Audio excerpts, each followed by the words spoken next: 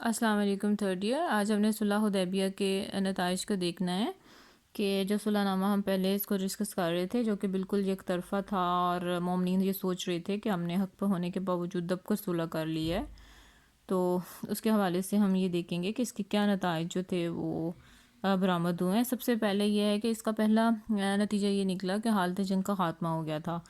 کہ اس معاہدہ نے مسلسل ایک جنگ کی حالت کو ختم کر دیا تھا جو کئی سال سے جو تھی وہ قریش مکہ کے ساتھ جو تھی وہ مسلمانوں کی چلی آ رہی تھی، اور اسلام کی غیر معمولی ترقی ہوگی، اور اس معاہدہ کی روح سے قریش نے مسلمانوں کو اگلے سال عمرہ کرنے کا حق دے کر یہ تسلیم کر لیا تھا کہ مسلمان بے دین یعنی صابی نہیں بلکہ ملت ابراہیمی ہیں۔ اس طرح اسلام کے خلاف جو جھوٹے پروپیگنڈے کی عمارت خود بخود منہدم ہوگی، نیز لوگوں کو غیر جذباتی فضا میں اسلام کے اصولوں پر غور کرنے کا بھی موقع مل گیا، اور بالخصوص قبائل عرب کے راستے میں اب قبول اسلام کے سلسلے میں کوئی رکاوٹ نہیں رہی تھی، اور چنانچہ صلح حدیبیہ کے بعد کے 2 سالوں میں مسلمانوں کی تعداد تقریباً 10,000 تک جا پہنچی تھی،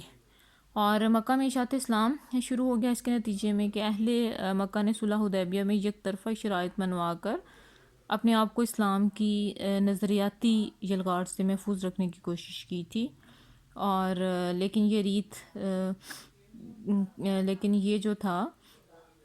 ان کے لیے راستہ بند نہیں کر سکے تھے، اور وہی ابو جندل جنہیں زبردستی مکہ میں روکا گیا، اور جو اسلام کے مبلغ تھے، اور ان کی تبلیغ سے بہت سے لوگ مسلمان ہو گئے جو ہجرت کر کے مدینہ تو نہیں جا سکتے تھے لیکن اسلام کی حقانیت کے قائل ہو گئے تھے۔ اس طرح جو ہے وہ مکہ میں جو بہت سے لوگ تھے وہ مشرب اسلام ہو گئے تھے، جس میں سے عمر بن عاص اور خالد بن ولید جو ہیں وہ قابل ذکر ہیں، اور جس کی وجہ سے صلح حدیبیہ کا جو تھا وہ ایک بہت ہی اچھا جو تھا نتیجے جو تھے سامنے آئے۔ اس کے علاوہ فتح خیبر ہوا۔ جنگ احزاب میں بھی یہودیوں نے مدینہ کی اسلامی حکومت کو ختم کرنے کی بھرپور کوشش کی تھی، لیکن وہ اس میں ناکام رہے تھے، اور ابھی ان کا یہ ناپاک عزم جو تھا وہ قائم تھا کہ صلح حدیبیہ نے حضور صلی اللہ علیہ وسلم کو ان سے نمٹنے کا موقع دے دیا، چنانچہ آپ صلی اللہ علیہ وسلم نے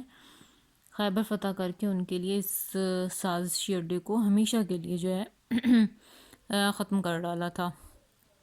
اور صلح حدیبیہ کے نتیجے کے طور پر حکمرانوں کو قبول اسلام کی دعوت۔ صلح حدیبیہ نے حضور صلی اللہ علیہ وآلہ وسلم کی پوزیشن عرب میں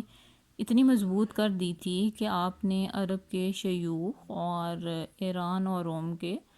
بادشاہوں کو اسلام کی دعوت دی۔ اس مقصد کے لیے دعوتی خطوط روانہ کیے گئے، اور یہ درست ہے کہ ایران اور روم کے مغرور بادشاہوں نے پہلے تو اسلام قبول نہیں کیا تھا،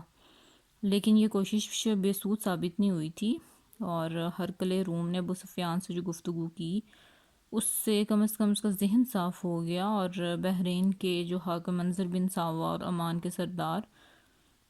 نے اسلام جو تھا وہ قبول کر لیا تھا۔ یہ جو تھا صلح حدیبیہ کے نتیجے کے طور پر جو تھے وہ اس کے آفٹر ایفیکٹ جو تھے وہ آئے۔